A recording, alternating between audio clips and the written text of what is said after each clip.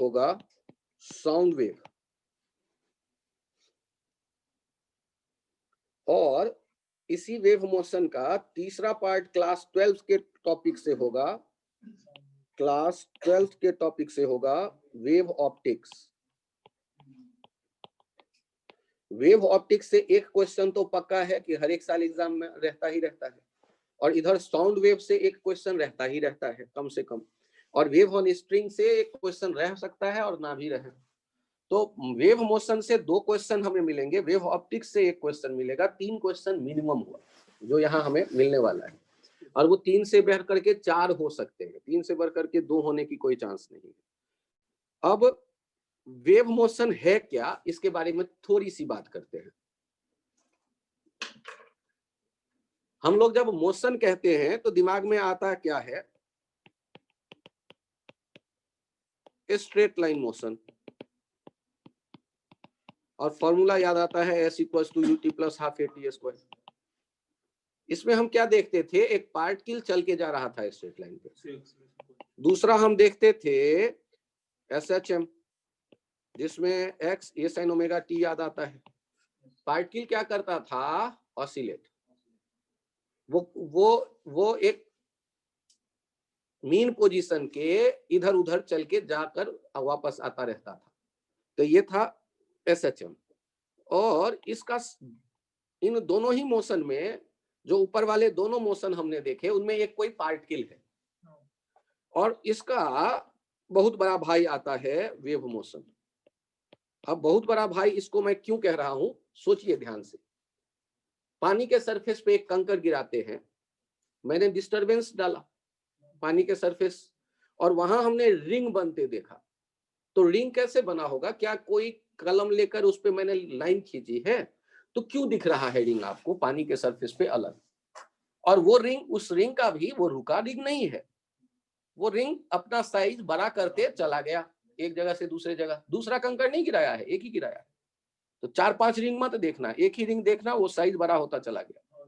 यदि कभी शांत पानी के सरफेस पे एक कंकर गिरने पर ऐसे आप रिंग को बढ़ते देख रहे हो, तो वहां आपने जो एनर्जी दिया सरफेस को, वो सरफेस पे एक जगह से चल के बाउंड्री पे चला गया, दूर तक चला गया। तो इस मोशन में कितने पार्टिकल पार्टिसिपेट करते दिख रहे हैं, इनफाइनाइट। तो एक पार्टिकल वाला मोशन तो संभलता नहीं है, तो इनफाइनाइट पार्टिकल का तो गया। मतलब इसीलिए इसे आसान चैप्टर कहते हैं। मतलब आपको एक पार्टिकल पढ़ाया गया है काइनेमेटिक्स में, एक पार्टिकल पढ़ाया गया है SHM में, बहुत हुआ तो एक ही पार्टिकल पे 2 SHM सुपर इम्पोज करके बता दिया गया। लेकिन यहाँ पर आपने एक कंकर फेंका, और यहाँ जो एनर्जी आपने मीडियम में जाते देखा एक जगह से दूसरे जगह, इसमें इनफाइनाइट पार्टिकल पार्टिसिपेट कर रहे हैं। तो ऊपर जो दोनों आपने इक्वेशन ऑफ मोशन लिखे, ये तो बड़ा आसान था क्योंकि इसमें एक ही पार्टिकल थे। तो वेव मोशन आप ऐसे यदि सोचें और यहीं से सोचना शुरू करें, और चाहेंगे कि यही आपके रास्ता दे इक्वेशन लिखने का, तो वो कॉम्प्लिकेटेड हो जाएगा, वो चला जाएगा बीटेक लेवल में। तो वापस आते हैं कि आखिर 11-12 के लेवल में हम वेव को कैसे देखें। एक काम करते हैं, इनफाइनाइट पार्टिकल तो लें, लेकिन ये तो हो गया एक सरफेस पे बिखरा हुआ इनफाइनाइट पार्टिकल। और सोचो, साउंड को भी आप कहते हो वेव, तो आप यदि किसी स्पीकर से साउंड निकलता देखते हो, तो वो तो एक सरफेस भी नहीं, 3D हो जाएगा। तो वहां तो और भी ज्यादा पार्टिकल इन्वॉल्व हो जाएंगे। तो इनको आप छोड़ दो बीटेक लेवल के लिए, वापस आओ 12th के लेवल में, और 12th के 11th के लेवल में आकर के जब आप वेव मोशन की बात करते हैं, तो डिफाइंड तो वैसे ही करिए कि ये एक ऐसा मोशन है जिसमें डिस्टरबेंस किसी मीडियम में सोर्स से दूर की तरफ जाता है। इस प्रोसेस में मीडियम के पार्टिकल्स हेल्प करते हैं, लेकिन वो बल्क में एक जगह से दूसरे जगह नहीं जाते एनर्जी लेकर, वो अपने जगह पर रहकर ऑसिलेट करते हैं और एनर्जी को मीडियम में एक जगह से दूसरे जगह जाने में हेल्प करते हैं। इसको प्रैक्टिकली मैं समझाऊं कि आपके स्कूल में साइकिल स्टैंड में एक लाइन में 100 साइकिल लगी हुई है। आपके साइकिल से 25वें साइकिल पे आपके सबसे प्यारे दोस्त का साइकिल है और आपका बड़ा मन है वो सही सलामत खरीदा रहे। तो आप एक दो ऑप्शन है कि अपनी साइकिल उठाओ और उस साइकिल पे फेंको, आप में कोनो खली से कम ताकत थोड़े ना है। लेकिन समस्या कहाँ आएगी कि इसमें मेहनत बहुत ज्यादा। तो आप तो अक्लमंद हैं, थोड़ा सा एनर्जी दो, अपना साइकिल छोड़ो, अपने बगल वाले साइकिल को, यदि उसको हल्का सा ऑसिलेट करके आपने गिराया तो उसके बगल वाले में थोड़ी एनर्जी आएगी, फिर वो भी गिरेगा, उसके बगल वाले साइकिल में थोड़ी एनर्जी आएगी और वो 25वें साइकिल बड़े प्यार से लेट गया। तो आपके इस प्रोसेस को मीडियम देखो साइकिलों का, इसमें आपके द्वारा दिया गया एनर्जी एक साइकिल से 25वें तक पहुंचा।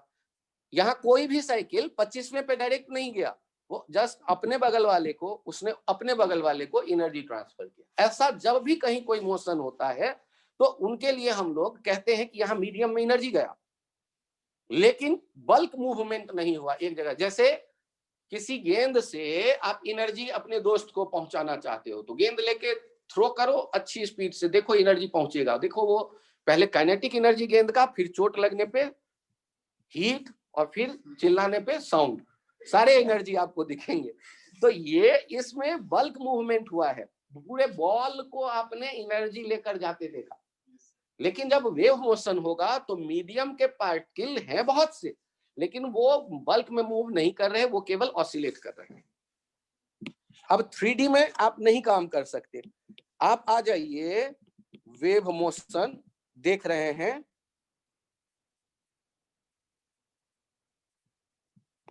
on a stressed string fixed at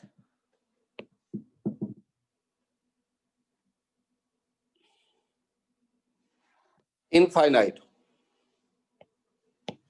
at one end। आप धागे के एक सिरे को होल्ड करो और वो दूसरे सिरों को देखो इनफाइनाइट पे फिक्स्ड है। ये आप इसको प्लस एक्स एक्सिस कह लो और यहां पर x0 कह लो और ये ऑसिलेट करना शुरू करो इस पॉइंट को y प्लस a और y माइनस a के बीच। तो इनको यदि ऑसिलेट करोगे तो क्या आपको एक जर्क ट्रांसमिट होते दिखा? तो ये जो जर्क आगे बढ़ रहा है एनर्जी लेकर के, इसका स्पीड हम v कह देते हैं।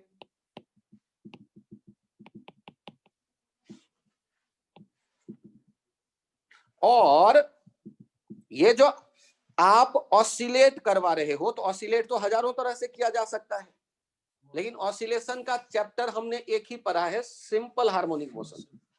तो अपने पैर पे खुद कुल्हाड़ी नहीं मारते, आप एकदम अच्छे बच्चे की तरह सिंपल हार्मोनिक ऑसिलेशन यहां सोचो, साइन ओमेगा टी। क्योंकि यदि और कोई ऑसिलेशन कॉम्प्लिकेटेड आप सोच लोगे तो फिर उससे जो वेव के इक्वेशन का एनालिसिस करोगे वो और भी कॉम्प्लिकेटेड हो जाएगा। ये सबसे सिंपल हार्मोनिक ऑसिलेशन आपने दिया। ये हो गया पोजीशन सोर्स, और यहां धागा किस जैसा, स्ट्रिंग कैसा बिहेव करेगा? स्ट्रिंग इज मीडियम, और इसमें ये वेव आपको जाते दिख रहा है जिसका वेलोसिटी आप देख रहे हैं, ये v। सर ये v कैसे पता चलेगा? एक काम करो ना, धागे के एक किनारे पे जर्क पल्स दे दो, कंटिन्यूअस ऑसिलेट मत करो, और वो जर्क को जाते देखो, देखो 1 मीटर कितने देर में गया, स्पीड आपको पता चल जाएगा। यदि आपने जिस दीवार पे धागे का दूसरा सिरा बांधा वो 10 मीटर के दूरी पे है और आपने जर्क दिया और 2 सेकंड में वो जर्क दीवार तक पहुंच गई, तो क्या होगा वेव का स्पीड? वहां 10/2 5 मीटर पर सेकंड। तो वेव का स्पीड आपको दिख रहा है। तो वेव मतलब एनर्जी के जाने का स्पीड। और जब आप कंटिन्यूअस जर्क दे रहे होगे तो एनर्जी कोई कंटिन्यूअस चेक कर रहे हैं एक सिरे को, तो एनर्जी तो कंटिन्यूअस फ्लो हो रहा होगा। अच्छा सोचो, हमने ए एम्पलीट्यूड देकर ऑसिलेट किया, इस धागे पे इनफाइनाइट पार्टिकल है, तो जब हम डिस्प्लेसमेंट और टाइम का रिलेशन बोल सके किसी पार्टिकल के लिए, तो वही होगा equation of motion. Equation of motion क्या था? x बराबर a sin ओमेगा t। क्या था? s equals to ut plus t square. क्या था? तो आप सोचो ना, यहाँ सारे पार्टिकल ऑसिलेट कर रहे हैं और ऑसिलेशन करवाने वाला काम कर कौन रहा है? सोर्स। और सोर्स क्या खुद चल के जाता है x डिस्टेंस पे? तो हमने कोई एक पार्टिकल चुन लिया जिस पार्टिकल का हमने कहा कोऑर्डिनेट x, और इसका t टाइम पर डिस्प्लेसमेंट हम देख रहे हैं y। यहां से यहां आने में कितना टाइम लगा होगा डिस्टरबेंस को? x by v. तो जो डिस्टरबेंस हमें t टाइम पे यहां दिख रहा है, वही डिस्टरबेंस हमें क्रिएट होता देखा होगा हमने उसे t minus x by v पे। जो t टाइम पे मुझे x पोजीशन पे मिला, वो डिस्टरबेंस बनाया गया है t minus x by v time पे, ओरिजिन पे। तो सोर्स पे जो डिस्प्लेसमेंट होगा at t minus x by v, source के पोजीशन पर जो displacement t minus x by v पे हमें मिल रहा होगा at t minus x by v, वो क्या होगा? a साइन ओमेगा और साथ में t minus x by v. वही हमें मिलेगा at x at t। y का वैल्यू क्योंकि वही तो चल करके आया होगा, वो होगा a sine omega t minus x by we.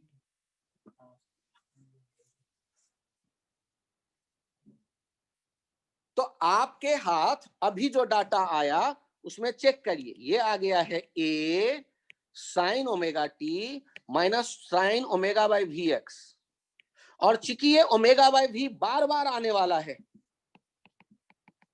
हम उसे कर देते हैं ओमेगा टी माइनस के एक्स, और ये हमारा स्टैंडर्ड वेव इक्वेशन हो गया। अपने 11th 12th में हम इसी के आसपास सारा काम करने वाले हैं। यहाँ के जो है वो है ओमेगा बाई वी। वी क्या है? वेव जो जा रहा है, एनर्जी जो जा रहा है मीडियम में, उसका स्पीड, और ओमेगा है वो एसएचएम वाला एंगुलर फ्रीक्वेंसी। और सोचो, जो फ्रीक्वेंसी सोर्स ने डिसाइड किया वही फ्रीक्वेंसी मीडियम के सारे पार्टिकल का होगा। हाँ सर, फिर से सुनो, यदि इंसान जिसके हाथ में धागा का एक सिरा है, वो एक सेकेंड में 100 बार ऑसिलेट कर रहा होगा उस सिरे को, तो मीडियम के बाकी पार्टिकल भी अपने मीन पोजीशन के अक्रॉस एक सेकेंड में कितनी बार ऑसिलेट करते होंगे? 100 बार। वो उससे ना ज्यादा हो सकता है ना कम। तो आज से ये एक important, very very important idea set कर लेना कि frequency of wave depends on source, do not depends on property of medium. Frequency of wave, note कर लो, frequency of wave depends on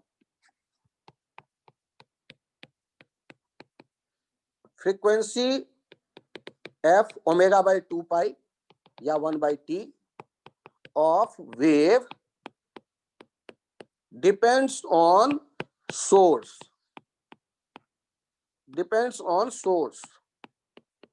do not depends on medium।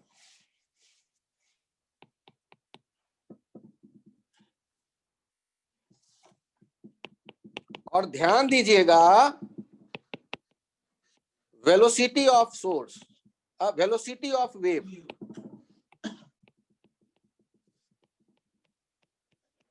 Depends on properties of medium.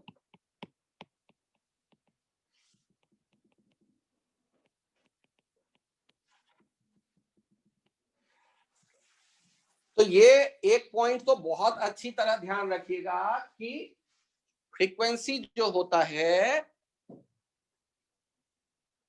ये depend कर रहा है source के ऊपर।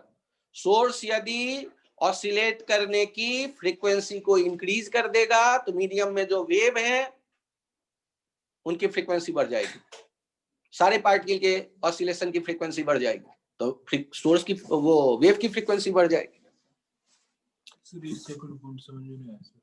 मुझे ये बताओ, धागे को लूज कर दें और तब हम जर्क दें तो क्या उतने ही तेजी से जर्क पहुंच जाएगा एक किनारे से दूसरे किनारे पर? प्रैक्टिकली फील करो। धागा बदल दें, मोटा वायर ले लें तो क्या उतने ही तेजी से पहुंच जाएगा? धागा बदल दें, एल्यूमिनियम के बदले कॉपर का ले लें, तो बाद में देखते हैं कि मीडियम के किन किन प्रॉपर्टीज पे डिपेंड करता है। लेकिन मैंने अभी इंफॉर्मेशन दे दिया कि मीडियम पे डिपेंड करता है, सोर्स से वेलोसिटी का कोई लेना देना नहीं। अब केवल एक पॉइंट पे सोचो, रिफ्लेक्शन का नाम आप जानते हैं, मैं नहीं जानता। रिफ्लेक्शन होने पर क्या होता है? क्या मीडियम बदलता है? नहीं। तो रिफ्लेक्शन होने पर क्या वेलोसिटी ऑफ वेव बदलेगा? तो याद रखिए आज से, रिफ्लेक्शन होने पर वेलोसिटी ऑफ वेव नहीं बदलता। अच्छा, फ्रीक्वेंसी क्या बदलेगा? फ्रीक्वेंसी तो सोर्स की प्रॉपर्टी है, जो फ्रीक्वेंसी गया वही रिफ्लेक्ट होके आएगा, तो फ्रीक्वेंसी भी नहीं बदलता, वेव वेलोसिटी भी नहीं बदलती रिफ्लेक्शन होने पर।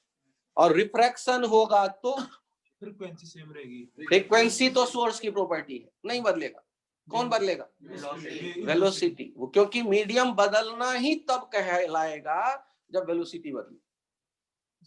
वेलोसिटी के बेसिस पे ही डिफाइन किया जाता है rarer medium, denser medium. Velocity के ही बेसिस पे हम कहते हैं कि ये और दूसरा मीडियम एक दूसरे से अलग है। यदि वेलोसिटी एक जैसा होगा तो मीडियम की प्रॉपर्टी सेम होगी, क्योंकि वेलोसिटी डिपेंड करता है मीडियम के प्रॉपर्टी पे। तो रिफ्रैक्शन होने पे क्या चेंज करेगा? वेलोसिटी बदलेगा और फ्रीक्वेंसी नहीं।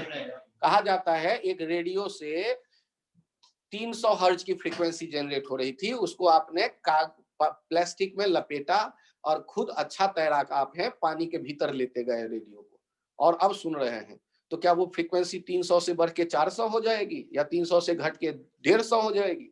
मीडियम बदल गया। हाँ, सोर्स तो वही है तो नहीं बदलेगा, फ्रीक्वेंसी वही रहेगी, वेलोसिटी बदल जाएगी लेकिन फ्रीक्वेंसी वही रहेगी। अब यहां देखिए,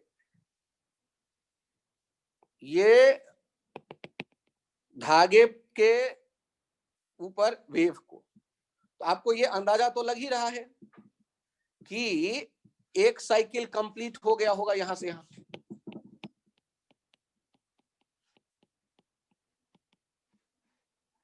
जैसे साइन कर्व में देखते थे, वैल्यू बढ़ता जाता था, जीरो होता था, फिर घटता जाता था, माइनस ए होता था, फिर जीरो। ये एक साइकिल का जो लेंथ है उसे आप कह देते हैं वेव लेंथ।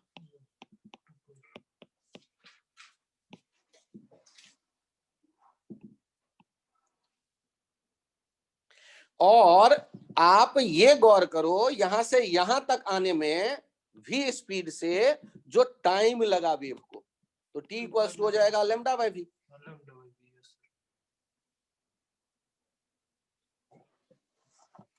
अब यहां इसको लिख सकते हैं, इस जगह से ये आ जाएगा 1 by lambda equals to t by v, 1 by lambda equals to 1 by tv।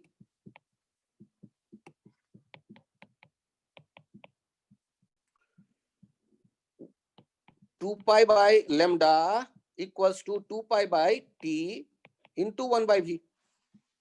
और 2 पाई बाय लैम्डा, इसको हमने 2 पाई बाय t को लिखा है ओमेगा, ओमेगा बाय v।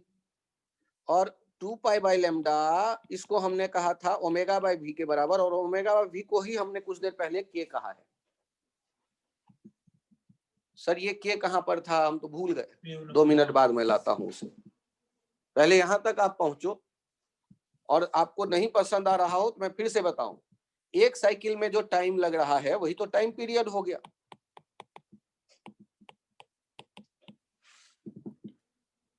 एक साइकिल एक ऑसिलेशन के टाइम में, एक एसएचएम के टाइम में वेव जितना आगे तक चला गया है वो है डिस्टेंस लेमडा, वेवलेंथ, और लेमडा बाय भी ये टी आया, और आपने फिर उसे लिखा उसी एक्सप्रेशन को 1 by lambda equals to 1 by t, lambda को लेफ्ट साइड ले आए, टी को राइट साइड ले गए, इंटू वी, 2 पाई से दोनों तरफ मल्टीप्लाई कर दिया, 2 पाई बाई लेमडा, उसे हमने देखा किसके बराबर, 2 pi by t 1 by v, omega by we, और ओमेगा बाई वी को हमने कहा था के।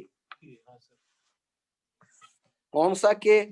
अरे वेव में जो इक्वेशन आया था ए साइन ओमेगा ब्रैकेट में T minus x by we, और फिर आपने कहा था A sine omega T minus omega by we x, और फिर आपने एक लाइन आगे बढ़ के इसे लिखा था A sine omega T minus के एक्स। आपने क्या कह दिया था? के को लिखा था ओमेगा बाई वी, जो अभी अभी दिख रहा है 2 पाई बाई टी वी, और टी वी को लेमडा कहा तो 2 पाई बाई लेमडा। आप ऐसे देख लें 2 पाई बाई लेमडा।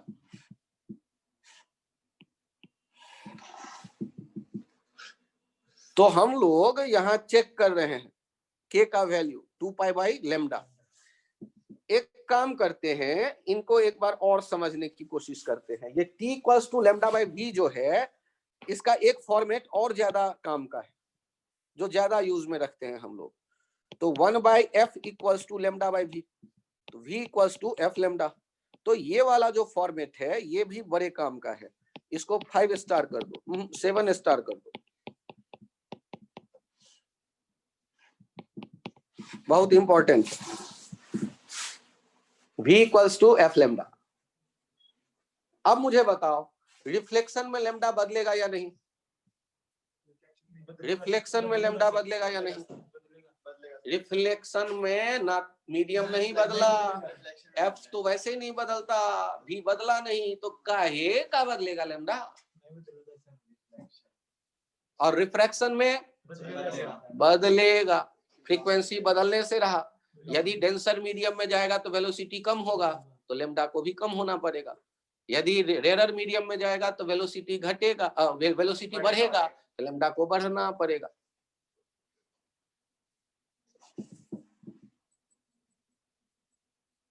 फिर से मैं बात करता हूं कि जब हम वेव के देख रहे थे धागे पर जाना, तो इनमें वो पॉइंट्स जहां हमने डिस्प्लेसमेंट ऊपर की तरफ मैक्सिमम देखा, उन पॉइंट्स को कहते थे एंटी नोड्स, एंटी नोड। और जिस पॉइंट पे डिस्प्लेसमेंट नीचे की तरफ मैक्सिमम देख रहे थे वो भी कहलाता था एंटी नोड, और जिस पॉइंट पे डिस्प्लेसमेंट 0 उस मोमेंट पे दिख रहा है उसे कहते थे नोड।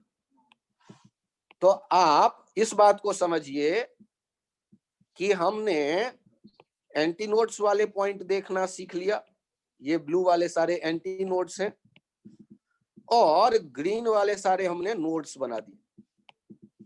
ये नोड्स एंटी नोड से जान पहचान यदि हो जाए तो एक और आइडिया आपको मिल गया कि हम दो वेव का फोटोग्राफ यदि देखते हैं कभी, तो उनमें जिस पॉइंट का डिस्प्लेसमेंट 0 दिख रहा होता है फोटोग्राफ में, उन्हें नोड कह देते हैं या नोडल पॉइंट कह देते हैं, और जिस पॉइंट का दिख रहा होता है मैक्सिमम डिस्प्लेसमेंट चाहे ऊपर या नीचे, उसे एंटी नोड कह देते हैं।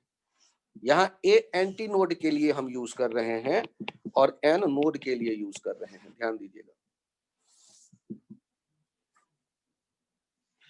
वो भी एंटी नोड था, ये नोड, ये पॉइंट है सर एंटी नोड। हाँ, उस पॉइंट, हाँ, जिस पॉइंट का डिस्प्लेसमेंट 0 दिख रहा है वो पॉइंट क्या कहलाएगा? नोड। और जिस पॉइंट का डिस्प्लेसमेंट मैक्सिमम दिख रहा है वो कहलाएगा एंटी नोड।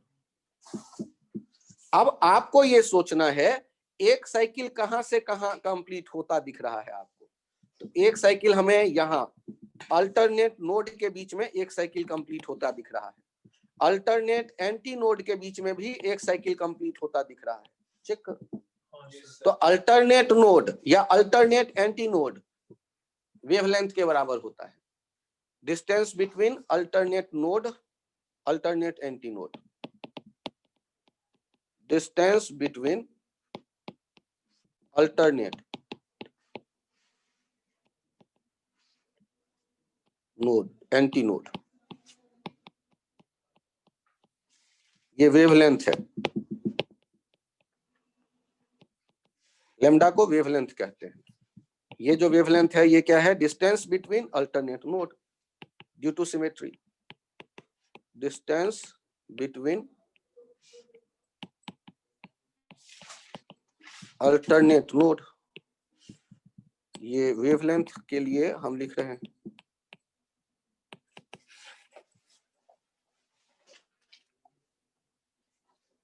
और एक रिलेशन जो हमने आपको कहा 7 star V equals to f lambda, एक आइडिया हमने आपको दिया कि ओमेगा बाई V, इसे हमने कहा था K, और इसको कह देते थे 2 pi by T into V, और T इंटू V जो था वो भी था क्या? लेमडा। तो K equals to 2 pi by lambda जो है उसको ही ओमेगा बाई V कह रहे हैं। ये इसके लिए नाम है, एक नाम तो है फेज कांस्टेंट, लेकिन मैं ये नाम थोड़ा कम यूज करता हूं। इनफैक्ट तो मैं नाम यूज करता ही नहीं हूं। ओमेगा बाई V से मेरी अच्छी जान पहचान है। ओमेगा को भी मैं जानता हूं, V को भी मैं जानता हूं। के तो जबरदस्ती दे डाल दिया, इंसान आलसी होता है, तो बार बार लिखने से बचने के लिए।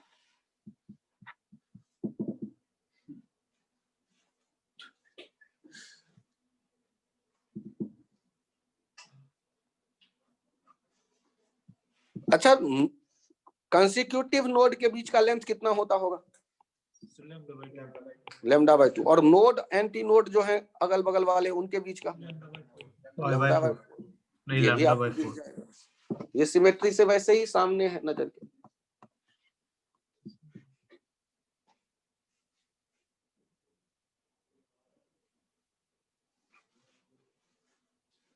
अब एक आइडिया आ रहा है कि आपके पास जो वेव इक्वेशन है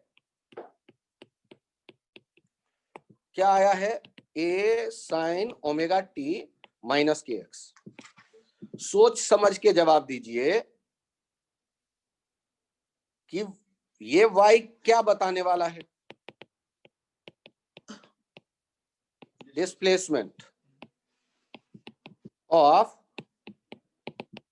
particle at x at the time t। तो आप, और ये क्या है? Amplitude, maximum possible displacement is a, amplitude, maximum possible displacement, maximum possible displacement.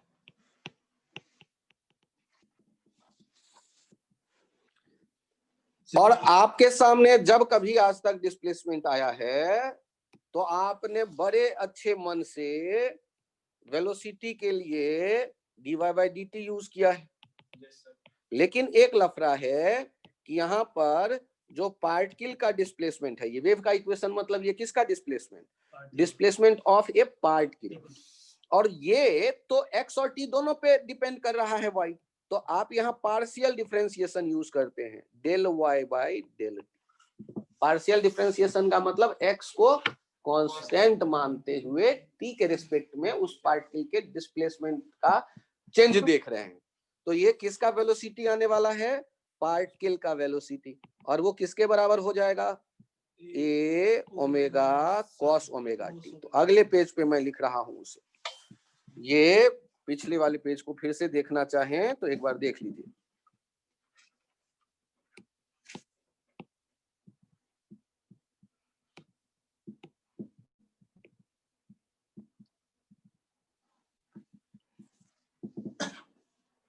Wave equation में आप समझने की कोशिश करिए कि आपने देखा बहुत से पार्टिकल हैं धागे पे, तो कोई पार्टिकल चुन लो एक्स कोऑर्डिनेट पे जो पार्टिकल है, और उसका टी टाइम पे डिस्प्लेसमेंट आप बोल दो, इस इक्वेशन से निकल आएगा। तो यदि आपको डिस्प्लेसमेंट लिखने की ताकत मिल गई, इसका मतलब आपको इक्वेशन ऑफ मोशन मिल गया।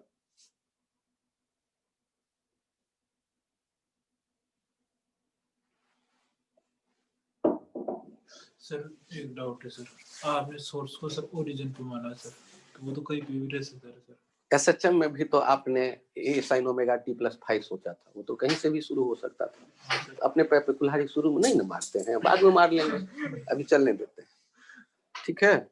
एसएचएम में भी 5 को 2 लेक्चर बाद ना हमने चर्चा की, उससे पहले कौन सा 5, हमने तो सिंपली यही कहा, तो केवल फेज बदल जाएगा, एक 5 इंट्रोड्यूस कर देंगे तो इक्वेशन चेंज नहीं होगी। अरे तो यार 5 लिख देना ना, ओमेगा टी प्लस 5, ठीक ना। टाइम 0 पे x 0 पे वो 0 नहीं है, कहीं और से शुरू हो रहा है, 0 कहीं और है। हम सोच रहे आज उन्होंने बहुत प्यारे प्यारे कुल्हाड़ी हैं, बाद में मारे। अभी पहले इधर देखो, यहाँ पर पार्टिकल का वेलोसिटी देखते हैं तो डिफरेंशिएट कर देते हैं, a omega cos omega t minus kx। अब मुझे बताओ, आपने मैथमेटिक्स में एक और प्यारा आइडिया पढ़ा है, स्लोप। यदि y x कर्व हो आपके पास तो धागा जो आंखों से दिख रहा है फोटोग्राफ, वो y और x का है ग्राफ, तो उसमें slope del y by del x देखोगे तो वो कितना आएगा, minus a k cos omega T minus के एक्स। उसको मैं एक लाइन नीचे लिख लेता हूं, स्लोप ध्यान से देखिएगा y और x वाले का, वो कितना आएगा, del y by del x minus k a cos omega T minus के एक्स। ये जो दो इक्वेशन आए हैं इनको डिवाइड कर दो, v पार्टिकल का del y by del x slope से, और देखो वो क्या आ गया, minus omega by k. Minus omega by k को आपने अभी अभी कुछ देर पहले लिखना सीखा है, v। तो यहां से हमने क्या देखा, v particle equals to minus v into del y by del x slope. ये जो रिलेशन है ना, ये भी बड़े काम के, 3 स्टार दे दो इसे। ये जो रिलेशन है ये भी बड़े काम के रिलेशन है, इन्हें 3 स्टार दे दो, 5 भी दे सकते हो।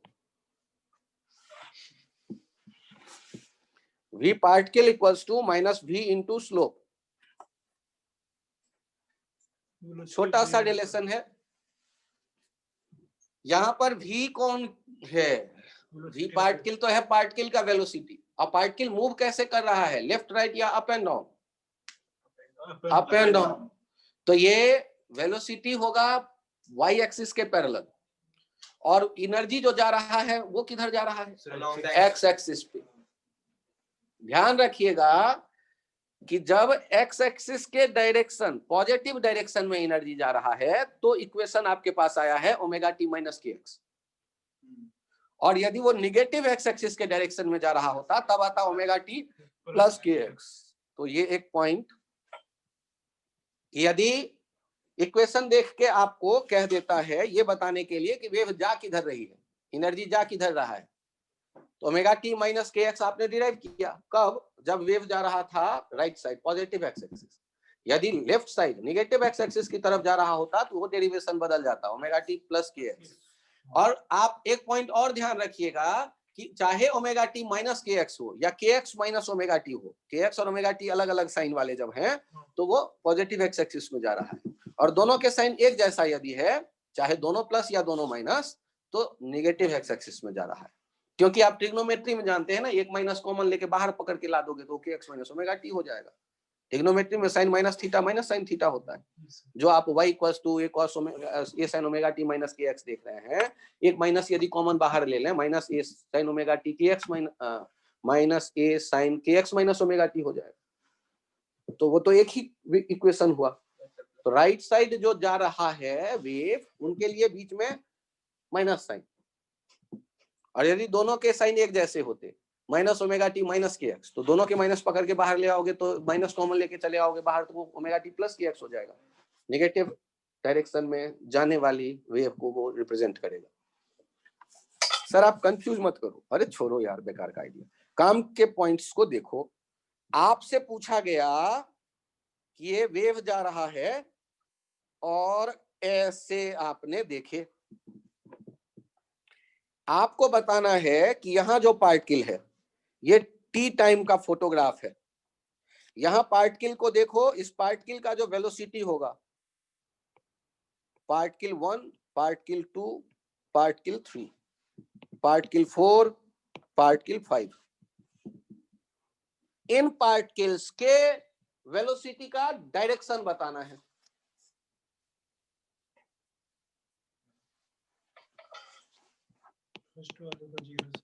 Find direction of motion of particle, motion of marked particles।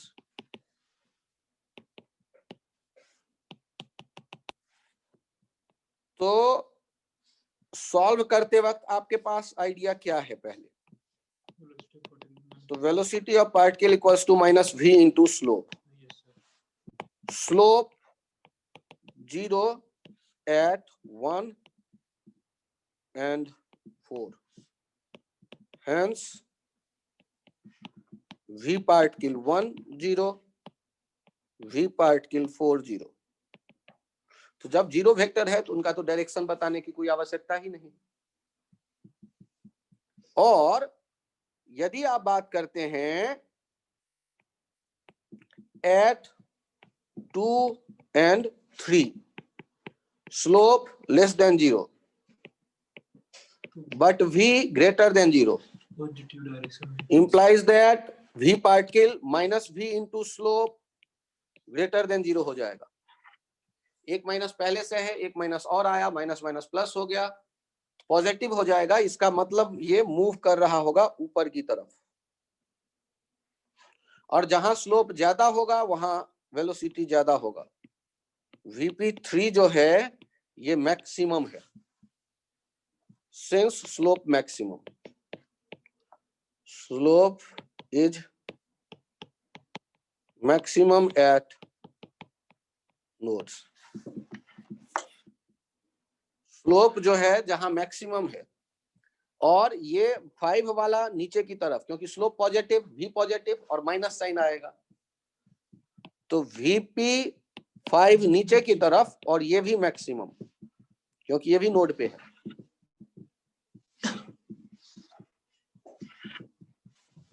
इससे तो दिख गया, लेकिन वैसे फील नहीं हो रहा सर। मत फील करो, क्वेश्चन के पहले तो जो इक्वेशन बना है उसका मजे लो। पहले पहले तो वो भी नहीं दिख रहा था, अब कम से कम वो दिख रहा है, एक काम तो हुआ, ठीक ना? तो स्टेप बाय चलो, वो दिखेगा।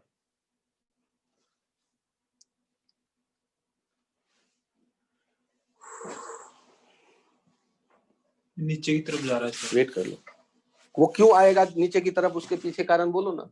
स्लोप क्या है वहां? पॉजिटिव। और वेलोसिटी जो वेव का है, पॉजिटिव डायरेक्शन। और पार्टिकल का स्पीड क्या आता है, वेलोसिटी क्या आता है, माइनस v पार्टिकल। तो पहले उसे फील कर लो ना। इससे भी कहाँ आता है? इससे भी नहीं आता है बच्चों को भी। इससे यदि आ जाए तो एक काम तो हो गया, तुम्हारा आंसर सही है, नंबर इसी पे मिलेगा। अब फील लाने के लिए और क्या करेंगे, तो ये सोचेंगे कि 2 मिनट बाद जो अभी एक्सट्रीम पे है, क्या वो एक्सट्रीम पे रहेगा या वो नीचे आएगा? नीचे आएगा। तो नीचे आएगा तो वेव कुछ सेकंड के बाद ऐसा दिख रहा होगा, वो अपना जगह तो बदलेगा ना। तो बदलेगा तो देखो ना, पार्टिकल कहाँ दिख रहा है, कहाँ जाते हुए दिख रहा है। ये जो है, ये वाला पार्टिकल कहाँ पहुंच जाएगा? कुछ देर बाद नीचे पहुंच जाएगा। जो यहाँ दिख रहा है वो पार्टिकल नीचे पहुंच जाएगा। ये टी टाइम का है, ये T plus delta T time का है। कुछ देर के बाद ये रेड वाला पोजीशन दिखेगा, क्योंकि जो ऊपर दिख रहा होता है वो तो नीचे आएगा ना मॉलिक्यूल, और उस मूवमेंट में पार्टिकल तो अप डाउन ही कर सकता है ना, तो नीचे आते देखो उन्हें। तो आप सब कुछ एक ही साथ थोड़े ना देखो, एक रास्ता कम से कम पकड़ लो, जिस रास्ते में तुम्हारे पास कुछ आया तो उसके मजे लो, उस फॉर्मूले को तुम अप्लाई करना सीखो। एक होता है, फिर से बोलो, 2 और 3 पे स्लोप बताओ। नेगेटिव स्लोप देखना आता है पक्का? स्लोप के लिए क्या करते हैं, एक straight line draw, tangent draw करते हैं, एंगल देखते हैं, और पॉजिटिव एक्स एक्सिस से 90 डिग्री से ये बड़ा है तो negative slope, tan theta negative आएगा। तो नेगेटिव स्लोप है 2 और 3 पे, इसका मतलब वहां पर जो हम देख रहे होंगे slope negative, v positive, velocity of wave क्या है, राइट साइड। सारे पॉइंट के लिए वेलोसिटी ऑफ वेव क्या वो दिया हुआ है क्वेश्चन में, राइट साइड, तो पॉजिटिव। तुम्हारा पार्टिकल के वेलोसिटी का फॉर्मूला क्या था? Minus of wave velocity into slope. तो वेव वेलोसिटी पॉजिटिव है, स्लोप निगेटिव है, और एक उसका माइनस, तो क्या हो जाएगा? पॉजिटिव मान ऊपर, क्योंकि particle up and down move कर रहे हैं।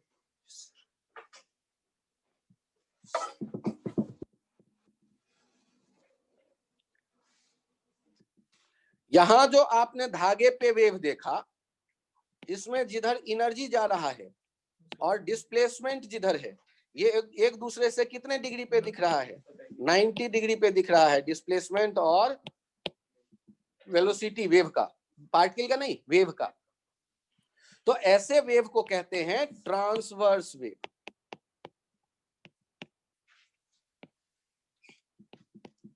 और यदि ये कभी ऐसा हो कि डिस्प्लेसमेंट का डायरेक्शन और वेव का डायरेक्शन पैरेलल आ जाए, तो उसके लिए कह देते हैं longitudinal wave.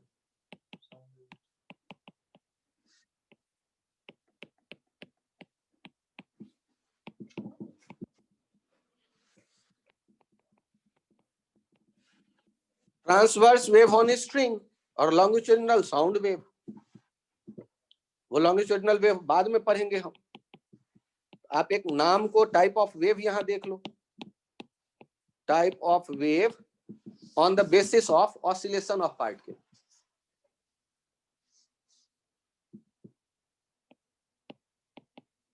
On the basis of direction of oscillation of particle. Type of wave में यहां हमने किस आधार पे टाइप बनाया है? On the basis of oscillation of particle. एक बार मैं फिर से लिख देता हूं, type of wave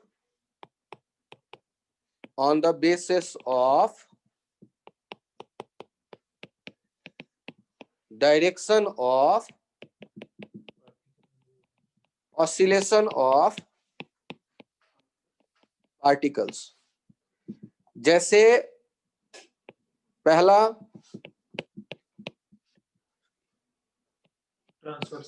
transverse wave on stretch string,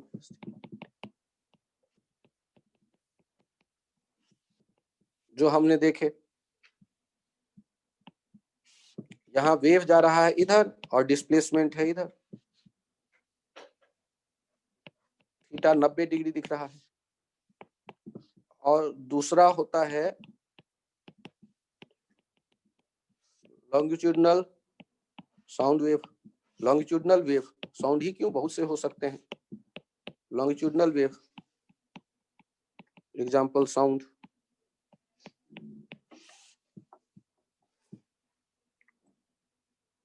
यदि किसी पाइप में एक ब्लॉक को आप ऑसिलेट करता देखो, तो उसमें जो एयर के मॉलिक्यूल्स होंगे उनका भी ऑसिलेशन और साउंड के जाने का डायरेक्शन सेम होगा, या पैरेलल होगा या एंटी पैरेलल होगा। थीटा 0 डिग्री और 180 डिग्री, तो ये लॉन्गिट्यूडनल वेव हो जाएगा। तो जिधर साउंड जा रहा है उसके पैरेलल या एंटी पैरेलल ऑसिलेशन यदि पार्टिकल्स का दिख रहा है, तो उसके लिए हम कह देते हैं लॉन्गिट्यूडनल वेव। और ट्रांसवर्स का किसे कहते हैं? तो वेव जिधर जा रही हो उसके परपेंडिकुलर आप ऑसिलेशन देखते हैं, उसके लिए।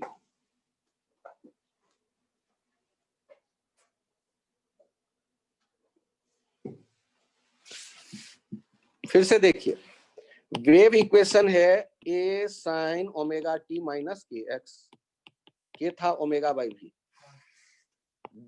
Del y by del t हो गया था v particle, a omega cos omega t minus के एक्स, और del y by del x को हमने कह दिया स्लोप y एक्स ग्राफ का, a minus k cos omega t minus के एक्स। ये भी कहां से डिफरेंशिएट किया है? इसी को, पार्शियल डिफरेंशिएशन।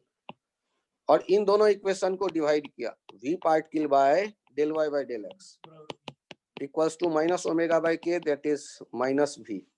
तो वी पार्टिकल क्यों? क्योंकि since omega by v is k, इसीलिए ओमेगा बाई के हो गया वी, और वी पार्टिकल हो गया माइनस वी इंटू स्लोप। और इनका यूज आप यदि करना चाहते हैं तो उससे आपको पार्टिकल के वेलोसिटी का डायरेक्शन और मैग्नीट्यूड का आइडिया आपको मिल जाएगा। नोडल पॉइंट्स पे स्लोप मैक्सिमम होने के कारण पार्टिकल का स्पीड मैक्सिमम होगा, चाहे ऊपर या नीचे, और एंटी नोडल पॉइंट्स पे स्लोप जीरो होने के कारण पार्टिकल का स्पीड, अरे एक्सट्रीम पॉइंट है यार, एसएचएम कर रहे हैं, पार्टिकल एक्सट्रीम पे गए तो रुके होंगे। तो 1 2 3 4 5 6 पे में जो नोडल जो एंटी नोडल पॉइंट्स होंगे वहां पर जीरो होगा स्पीड, और जो इक्विलिब्रियम पोजीशन होता है वहां मैक्सिमम होता है स्पीड। एसएचएम को ऐसे फील करो।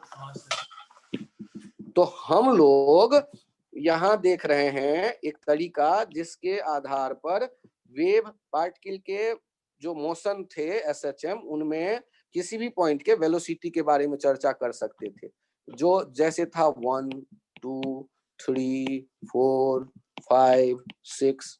तो आप यहाँ वेलोसिटी ऑफ पार्टिकल जीरो देखेंगे at 1 3 4 6। Velocity of particle magnitude जो है वो मैक्सिमम देखोगे एट 2 5, बीच में छूट गया 2 5, ऐसे देख सकते हैं। ये एट एंटी नोड,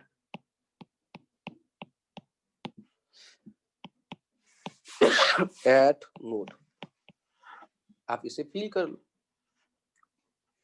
और डायरेक्शन के साथ यदि देखना चाहते हो तो देखो वी पार्टिकल, यदि मुझे कह दिया गया ये गिवन है कि एनर्जी किधर जा रहा है, वेव वेलोसिटी, तो हम क्या देखते हैं, v particle equals to minus v into slope, given v towards plus x, towards plus x, hence v greater than 0, और slope at 2 and 5 is negative, hence v particle equals to minus v into slope greater than 0। तो दोनों जगहों पे जो particle का velocity होगा ऊपर की तरफ,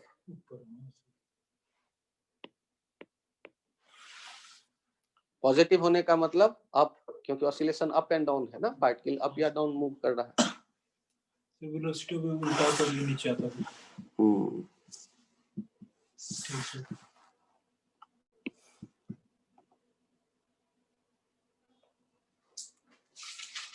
यहाँ पे हम लोग बात करते हैं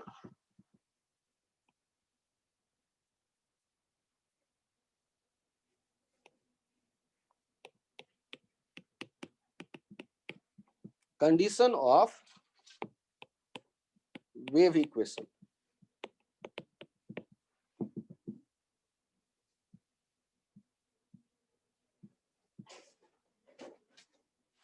आपने सोचो पहले एसएचएम का इक्वेशन बना लिया,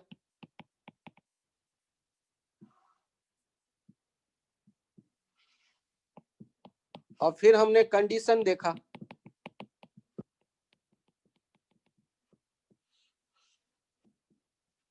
acceleration proportional to minus x. SHM पढ़ते वक्त ये काम आप पहले कर चुके हैं। उसी तरह एक स्टैंडर्ड इक्वेशन हमारे पास है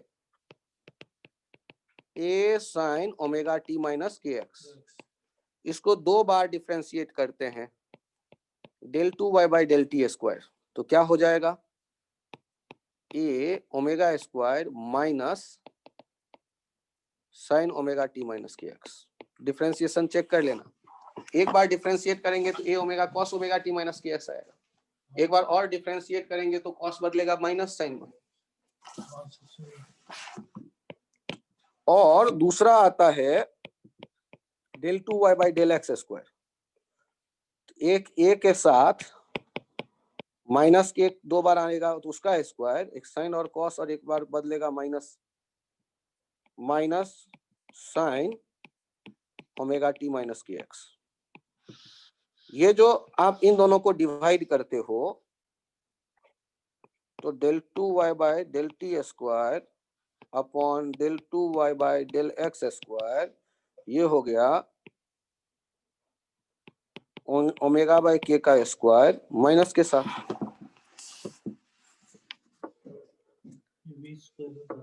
एक बार डिफरेंशिएशन चेक कर लेना। सही है सर। तो ये हो गया माइनस v स्क्वायर।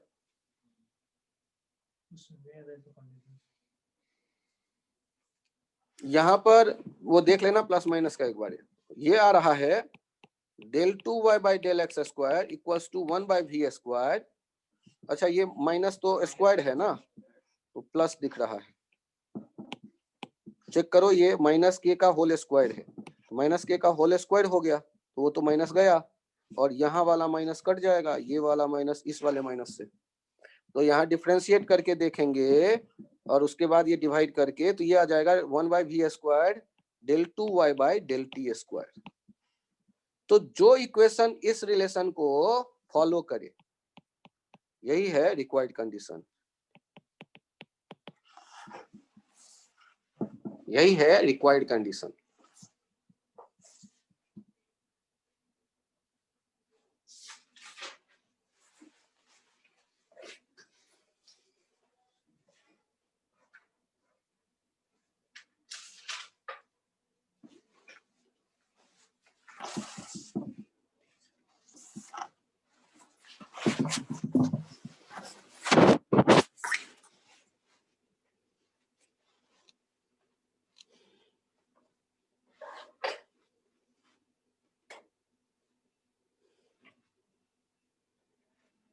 मैं पेज चेंज करूं? यहाँ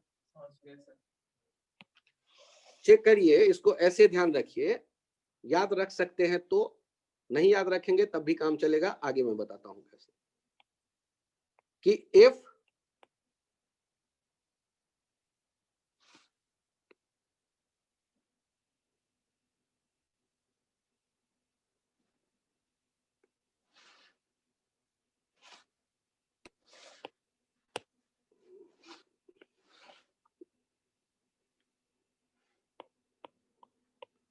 एनी इक्वेशन, इफ हटा दिया है, any equation having form y equals to function of omega t plus minus kx is a wave equation if del 2y by del x square equals to 1 by v square del 2y by del t square, where omega by k is v, omega by k is v.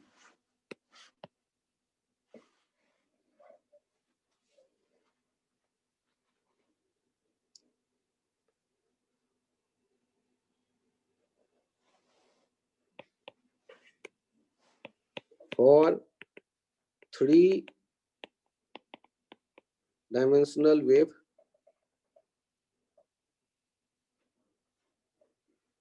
f equals to function of x, y, z, t.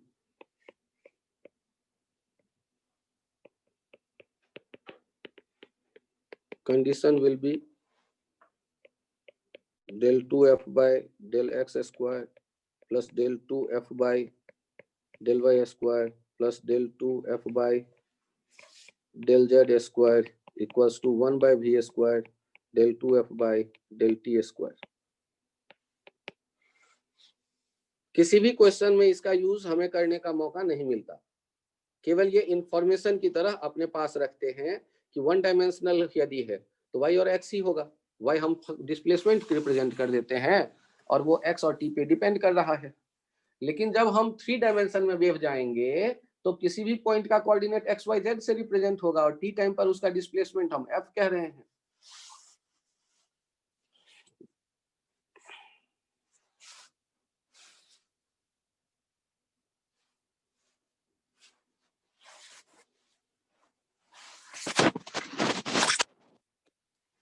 Higher level mathematics में इसको इस format में लिखा जाता है, del square f equals to 1/v² del 2f by del t square. लेकिन कभी किसी फिजिक्स वाले क्वेश्चन में इसको यूज करने का जनरली मौका 11th-12th लेवल में नहीं मिलता।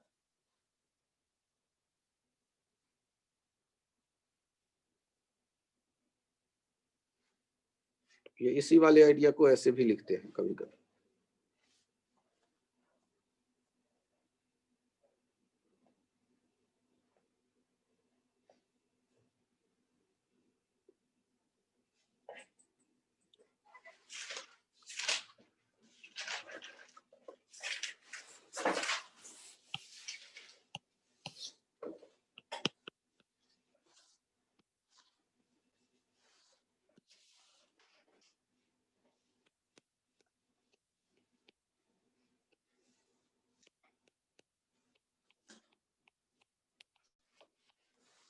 कॉमन वेव इक्वेशंस जो आईआईटी ने पूछा है और जिन्हें आपको ध्यान रखना है। एक तो आपको मिल गया है a sin omega t plus minus के एक्स। प्लस माइनस का मतलब यदि प्लस है तो लेफ्ट साइड जा रहा होगा, माइनस है तो राइट साइड जा रहा होगा। दूसरा आपने देखा है y equals to a e to the power minus b omega t plus minus के एक्स का होल स्क्वायर। तीसरा आपने देख लिया, सर मैंने नहीं देखा, नहीं देखा तो आज से देखना शुरू करते हैं। a/b plus omega t plus minus के एक्स। आपको याद रखना है ये t या x का फंक्शन नहीं, ओमेगा t प्लस माइनस के एक्स का फंक्शन। तो जैसे आप थीटा का फंक्शन कहते हैं तो y equals to a sine theta, y equals to e to the power minus theta, y equals to e to the power plus theta, y equals to a upon b plus theta, ऐसे सोचते हैं। यहाँ function theta किसका है? Function है omega t plus minus के x का। तो आप थीटा के बदले ओमेगा t प्लस माइनस के एक्स लिखते चलो। जैसे हम कहते y equals to function of theta, तो क्या क्या हो सकता था? y equals to a sine theta, y equals to a e to the power theta minus theta, y a e to the power plus theta, y a upon b plus theta square, y a plus b theta plus c theta square, y equals to a sine theta plus b cos theta square. ये सारे हैं function, लेकिन ये सारे यदि ऐसे function लिखते हैं तो इनमें सारे के सारे वेव इक्वेशन नहीं बन जाएंगे। थीटा के बदले यदि मैं ओमेगा टी प्लस फाइव रख दूं, थीटा के बदले आप ओमेगा टी प्लस फाइव लिखते हैं, omega t plus minus five, omega t plus minus के एक्स। तो यदि आप ओमेगा टी प्लस माइनस के एक्स थीटा के बदले आप लिख देंगे तो राइट साइड वाले सारे फंक्शन जो है वो वेव इक्वेशन नहीं हो जाएंगे। वेव इक्वेशन वो होंगे जो कंडीशन जो हमने डिराइव किया वो फॉलो करता है। एग्जाम के टाइम में उतना नहीं टाइम रहता, तो आप इनको स्टैंडर्ड इन तीनों को याद कर जाओ।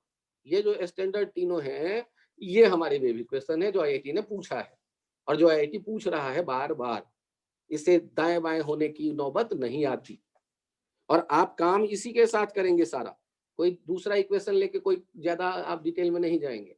हाँ, लेकिन अभी मैं यदि जनरल बात करूं तो यही तीन इक्वेशन है जिनके डायग्राम बनाना आपको सीखना होगा, जिनके वेलोसिटी जा किधर रहे हैं ये सब बताना, मैक्सिमम डिस्प्लेसमेंट क्या होगा ये बताना आपको पता होना चाहिए।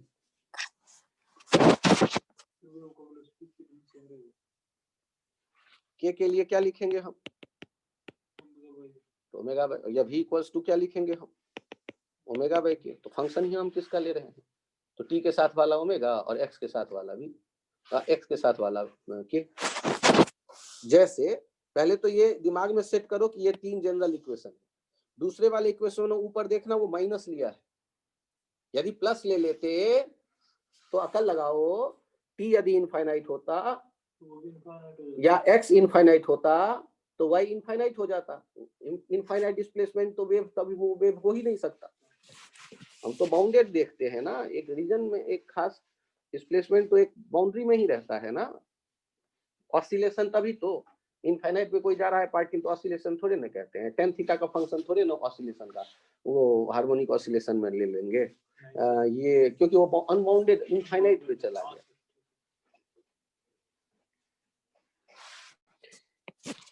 आपसे पूछा गया wave is y equals to 6 sin 12t plus 4x, then find wave velocity,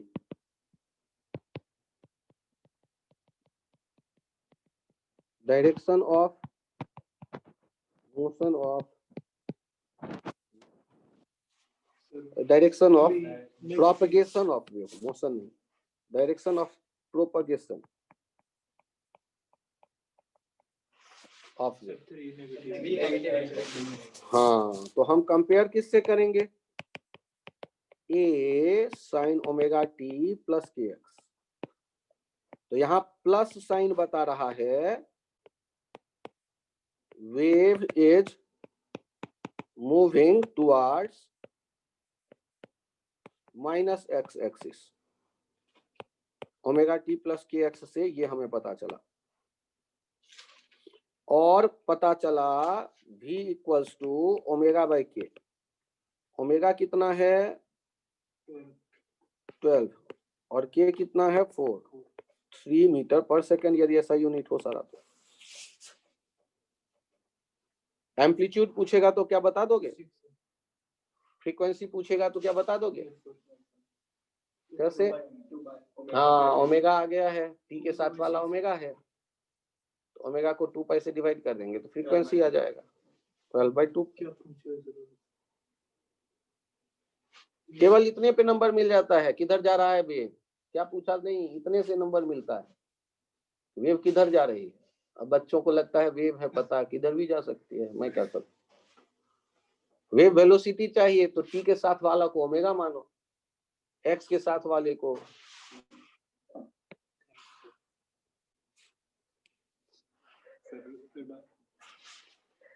चलिए आज के लिए यहीं तक रखते हैं। Thank you, bye bye.